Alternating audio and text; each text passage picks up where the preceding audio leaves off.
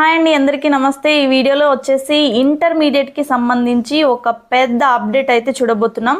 Video చూసే ముందు ఇంకా ఎవరైనా మన ఛానల్ సబ్స్క్రైబ్ చేసుకోకపోతే సబ్స్క్రైబ్ చేసుకోండి. వీడియోస్ నచ్చినట్లయితే తప్పకుండా లైక్ చేయండి, షేర్ చేయండి. ఫస్ట్ మన మ్యాటర్లోకి అయితే ఎంటర్ అయిపోదాం. ఇంటర్మీడియట్లో సిబిఎస్ఈ సిలబస్ అనేది నెక్స్ట్ ఇయర్ నుంచి అమల్లోకి రాబోతుంది. దీనికోసమై బోర్డ్ ఆఫ్ ఇంటర్మీడియట్ ఎడ్యుకేషన్ కసరత్తు చేస్తుంది. ఒకవేళ ఈ సిబిఎస్ఈ అనేది అమల్లోకి వస్తే మ్యాథ్స్లో దాదాపుగా 30%కి పైగా సిలబస్ అనేది తగ్గిపోతుంది. అలాగే ఫిజిక్స్, కెమిస్ట్రీలో సిబిఎస్ఈతో పోల్చితే ఈ స్టేట్ సిలబస్ అనేది చాలా ఎక్కువగా ఉందన్నమాట. ఇప్పుడు గణితంలో అంటే మ్యాథ్స్లో ప్రస్తుతం 2 పేపర్లు ఉన్నాయి, 1A 1B 2A 2B అలా ఉన్నాయి కదా. దాన్ని ఒకటే పేపర్ చేయాలా లేదా 2గా ఉంచాలా అనే విషయం పైన కూడా ఈ బోర్డ్ ఆఫ్ ఇంటర్మీడియట్ ఎడ్యుకేషన్ వాళ్ళైతే ఆలోచించడం అయితే జరుగుతుంది. అలాగే సిలబస్ మార్పు గురించి ఇప్పటికే ప్రైవేట్ కళాశాలల యాజమాన్యాలతోనూ విద్యామండలి సమావేశాలు కూడా నిర్వహించడం జరిగింది.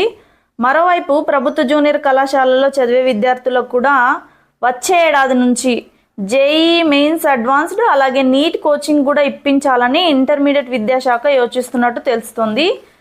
కార్పొరేట్ కళాశాలల సహకారంతో దీన్ని నిర్వహించాలని ఆలోచన చేస్తుంది. ప్రభుత్వ కళాశాలలో పనిచేసే అధ్యాపకులకు కూడా కోచింగ్లు ఇచ్చి ఈ తరగతులు ఎలా నిర్వహించాలి అనే దాని గురించి శిక్షణ ఇచ్చి విద్యార్థులకు ఉచితంగా మెటీరియల్ కూడా అందించాలని కసరత్తులు అయితే చేస్తుంది. ఒకవేళ ఈ విధంగా జరిగితే గిన విద్యార్థులకు అనేది చాలా మంచి అవకాశాలు అయితే ఉంటాయి. అదే గవర్నమెంట్ కాలేజెస్లో చదువుకునే వాళ్ళకు కూడా మంచి అవకాశాలు అయితే వస్తాయన్నమాట.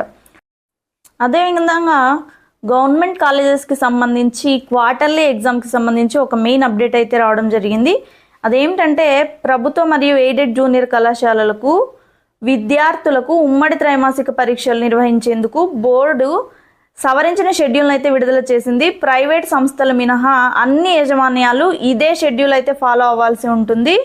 అలాగే పరీక్షలు నిర్వహించిన తర్వాత మార్కులను ఆన్లైన్లో ఎంటర్ చేసి నమోదు చేయాల్సి ఉంటుంది. ప్రశ్నాపత్రాలను అంటే క్వశ్చన్ పేపర్స్ని బోర్డు అయితే ఆన్లైన్లో పంపిస్తుంది. ఈ కాలేజెస్ వాళ్ళు వాటిని జిరాక్స్ తీసుకొని ఎగ్జామ్స్ అయితే కండక్ట్ చేయాల్సి ఉంటుంది. అక్టోబర్ 15 నుంచి 21 వరకు ఈ క్వార్టర్లీ ఎగ్జామ్స్ అయితే జరగనున్నాయి.